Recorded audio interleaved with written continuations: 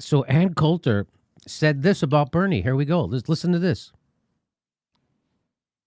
What do you think about Bernie Sanders? If Bernie Sanders is for getting rid of low-skilled workers, so it's to ensure higher wages and protecting the border, if he went back to his original position, which is the pro-blue-collar position, I mean, it totally makes sense with him. If he went back to that position, I'd vote for him. I might work for him.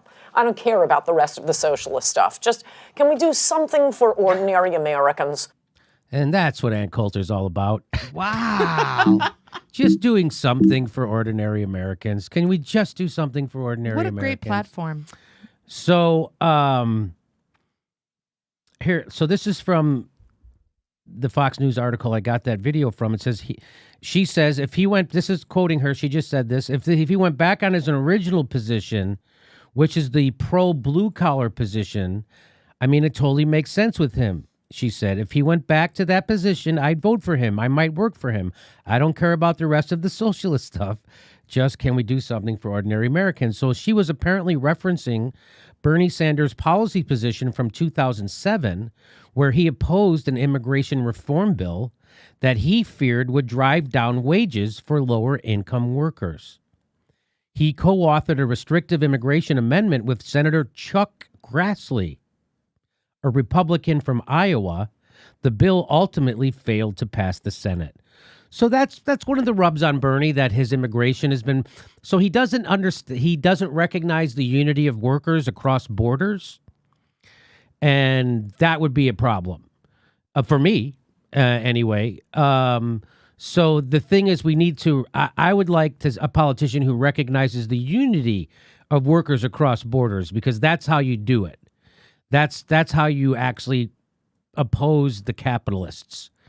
And like those strikes in Mexico, those auto plants, parts manufacturing, they went on strike, and they were supported by their brothers in the United States.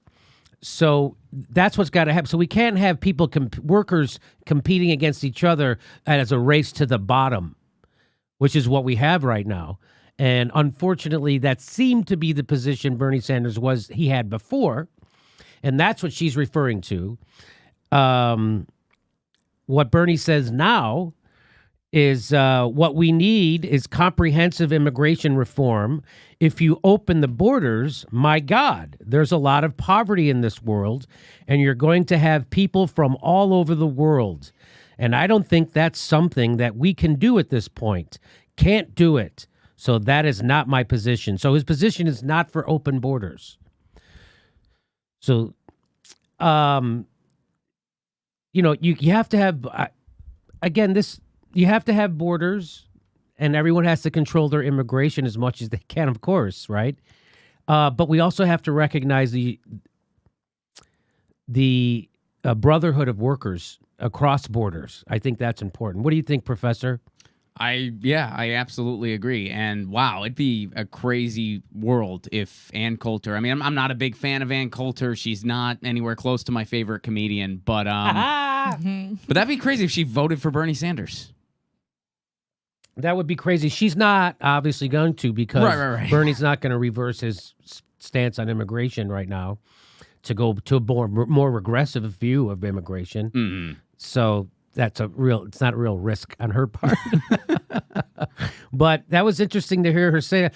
So that's her saying, hey, if he would just hate immigrants as much as me, I would vote for him. I don't care about all that. Go ahead, give health care to people. Let people go to college. Let people have a living wage. I don't give a shit. You want to do all that evil stuff, like give people a living wage and health care and education, fine. But as long as you hate the immigrants as much as I do. And now a lot of people would say, of course, she's not talking about, everyone loves legal immigrants, Jim. That's what people say. But when people come to the border and they're in crisis, we don't know if they're actually seeking asylum or, by the way, if someone comes to the border, they're in crisis. Whether it's people go, well, you're just coming here for better jobs. That's an economic crisis. And what Bernie needs to talk more about, or I wish he would, and Tulsi too, and everyone else, is our policies that create these refugees that are coming to the United States, right? So people don't talk about what we're doing to create these refugees, our drug war policies, our NAFTA policies, our all this. So, again, it's global capitalism and our stupid imperialism that's creating lots of these problems. It was just like earlier, or was it in 2017? Whenever it happened, when Trump put the Muslim ban and people were going to airports to protest, right? Remember that? That was the way to show resistance. Well, why do you think there were so many Muslims coming to the United States as refugees? It's because Barack Obama had bombed them for 8 years straight. So people didn't give a shit that Barack Obama bombed them for 8 years straight, but they did get upset when Trump banned them at the airport. And of course, my joke was, did Trump have to bomb Muslims? I mean, does Obama have to bomb Muslims at the airport for the left to get upset? And apparently I was right. Apparently, yes, because they're only upset at Trump banning them, and they still haven't heard any condemnation of Peace Prize winner Barack Obama's drone program that killed 90% civilians. How are you a Peace Prize winner and have a kill list? That's kind of ironic. So there you go. Steph, Jimmy, you're a Mexican. Do you have anything to say about this? Ay. Listen, Jimmy, one of the things that I was thinking, we saw a film years ago, and I forget what it was, but it was the idea and the concept that corporations can go anywhere. Corporations can go anywhere, and it's actually cheaper for a corporation to go to another country and exploit the people there than to actually hire a slave. Right. That was proven by They would pretend that they were the... I thought it was the weathermen. What are they called? What do they call themselves?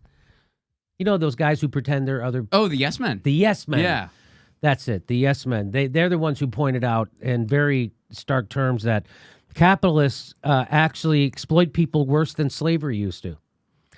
That when you have a slave and they get sick, you got to take care of them. Well, if you are a worker and you have someone who gets sick, you don't have to take. Fuck you. We get another one. It's actually worse than slavery, a lot of modern capitalism. And Steph's point about how capital can cross borders. Nobody has a restriction on capital, so corporations can cross any border they want, but workers can't. And so that's the whole thing. We need to emphasize we need a global union, workers' union. And lots of people have talked about it before, but it's definitely needed now. Yeah, the oligarchs cooperate across borders. The corporations cooperate across borders. Yeah. Imagine if workers did. You think they have some secret meetings or something, Ron? Yeah, well, they're not secret. It's called every time Congress gets together, that's a meeting of the oligarchs. That's a meeting of their tools to set policy. And who is the policy helping? The oligarchs. It's not helping you or me. I remember one year during a Politicon, the yes men were there, and they were having this event, and they were having tech problems. And what was going through my head was, oh shit, we're all gonna be in the middle of a Yes Men sketch. Like I thought they were. Turns out they had tech problems. It was actually tech problems. Okay. They went to Politicon 2 years ago and pulled a big stunt about. Remember, they pretended that they were, and they had a real journalist with them, and they were a Democratic study group, and they figured out we did the study on what happened with Trump, and it turns out we gotta give Medicare for all the people, and we got it. Yes. Remember that? And people are like, what's going on? Well, also the whole idea that I think in the state of California, it costs $70,000 to incarcerate $70,000 to incarcerate one person For a year. You don't think that money could be better served elsewhere? You could send them to college for $13,000 a year at a state college in California. You send them to college for $13,000, or you can send them to prison for $70,000. My whole thing is, if you're going to send somebody to prison for $70,000 a year, wouldn't you go, hey, here's $50,000 if you don't commit any more crimes? And then we're saving $20,000 right there. We'll give you $50,000 a year, don't commit any more crimes. I bet you get rid of crime that way and save money. And save money. Andrew Yang's all for the UBI. That's a UBI, baby. That's a UBI. You just give it to them every week. Give them $1,000 every week instead of $1,000 every month. Next live Jimmy Dore show is June 5th. That's a Wednesday at Hermosa Beach Comedy Club in Hermosa Beach, California. Go to jimmydorcomedy.com for a link for all tickets. We might be coming to your town. And if you love the show, please become a patron. Please support the show. We give you hours of bonus material every week. And please click that bell and make sure you're subscribed. Even if you think you are already subscribed, they unsubscribe people every day. Just check. Thanks for your support.